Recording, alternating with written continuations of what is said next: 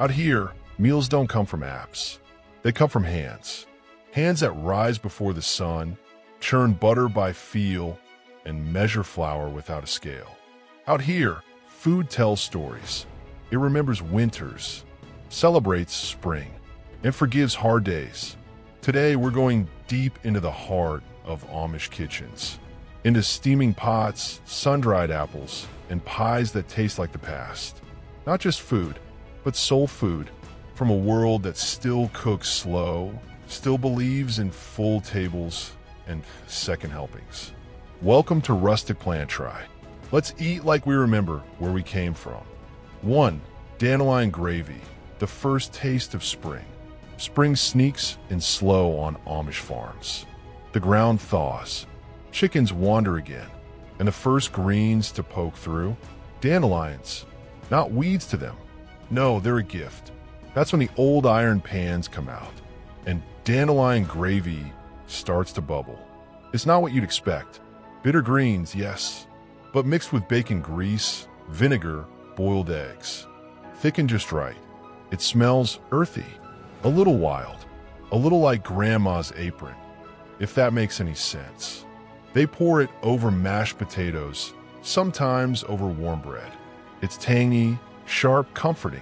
The kind of food that says you made it through winter. Nobody wastes the dandelions. They pick 'em fresh in the morning. Kids with baskets, laughing, yelling across the yard. Sun barely up. There's something special about that first bite. It hits you different. Feels like hope. 2. Ham loaf, the quiet star of Sunday dinners. You ever sit at a table so quiet you can hear someone swallow? That's Sunday dinner in Amish homes. Reverent, still, and at the center of it, ham loaf. Not meatloaf. Not quite. This one's sweeter. Ground ham mixed with pork. Brown sugar. A touch of mustard. Baked till the edges go crisp and caramelized. There's a glaze on top. Shiny. Sticky. They don't talk much while eating. Maybe a hum here or there, but mostly just forks scraping plates. Because it's that good. The smell clings to your clothes. Makes you wish you had room for more. Kids beg for seconds. Sometimes thirds. They know it won't come around again till next week. Or the next holiday. It's humble, but it's royal in its own way. The king of quiet feasts. The soul of the table. 3. Chow Chow. A crunchy jar of color. Open a jar. Hear that pop. That ping of freshness. Inside? Chow Chow.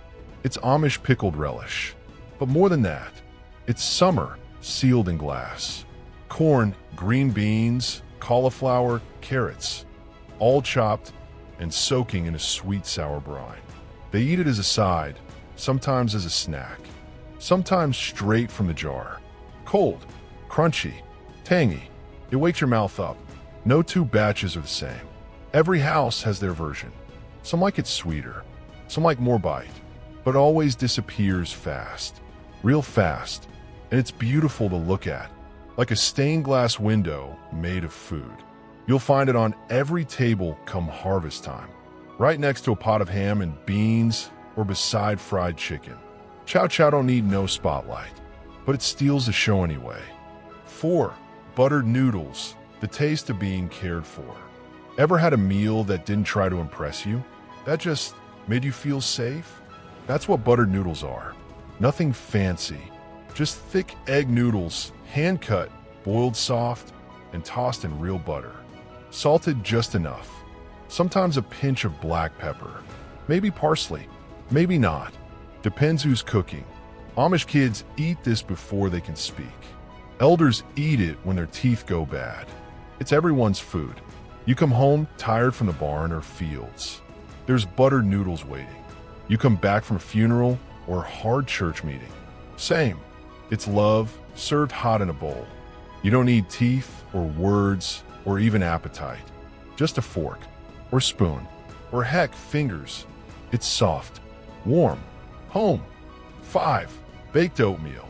Mornings that don't rush. Sun peeks through lace curtains. The rooster's been loud for hours.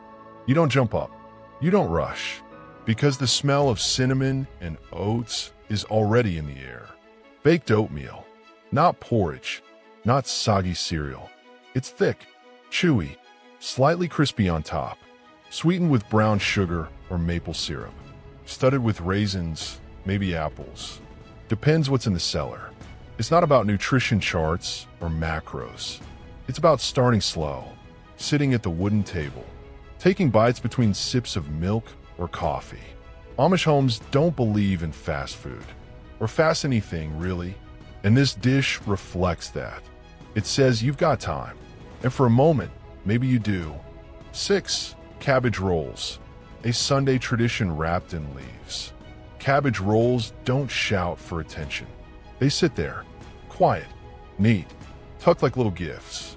But cut one open, and it tells a whole story. Ground beef, maybe pork too, mixed with rice, onion, pepper. Rolled tight in cabbage leaves, steamed just right, never mushy. Then they're baked, long and low, in tomato sauce, homemade if you're lucky. Sweetened just a little. You can smell it down the lane. Kids come running from the barn because they know what's coming. It's a special meal. You don't make cabbage rolls on a Tuesday. This is Sunday food. After church, after silence. A reward, really. A sign the week is ending, but not without care, not without flavor. And Amish mamas, they know, the tighter the roll, the better it holds. The better it holds, the fuller the belly. And hearts too. 7. Brown butter noodles, simplicity done right. This ain't your restaurant pasta. It's brown butter noodles, Amish style, and it's as simple as it sounds. Egg noodles, thick and hand-cut, cooked soft. And then, here's the trick, real butter, brown till it smells nutty. Almost like roasted almonds. Poured over the noodles. Toss fast before it cools. That's it. No garlic, no sauce, no garnish. Just that butter. Rich, deep, golden. There's a warmth to this dish that don't make sense, honestly. But it works. It sticks to your ribs. Feeds your whole being. And yeah, it's just butter and noodles. But it's also not. It's what Grandma made when flour was cheap, but love was overflowing. It's what you eat on days when you don't know what you need. But somehow this is it. 8. Peanut butter spread, sweet staple of the table. You see this stuff at almost every Amish gathering. A big bowl, light tan, sticky, shiny. People think it's frosting, but nah, it's peanut butter spread. Simple mix. Peanut butter, marshmallow cream, maybe corn syrup. Some add maple, some don't. It's whipped till fluffy. Sweet, but not too sweet. Kids slather it on bread. Adults too, if they're honest. Goes on crackers, biscuits, sometimes just eaten off a spoon. It's the kind of thing you remember later, years later. That taste, that texture, sticky on your tongue, comforting somehow. Some Amish mothers send it in kids' lunches every day.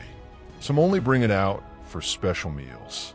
Either way, it's beloved, it's basic, and that's the charm. 9. Schnitz Unples and Ham, Amish style. Hard to spell, harder to explain, but unforgettable once you taste it.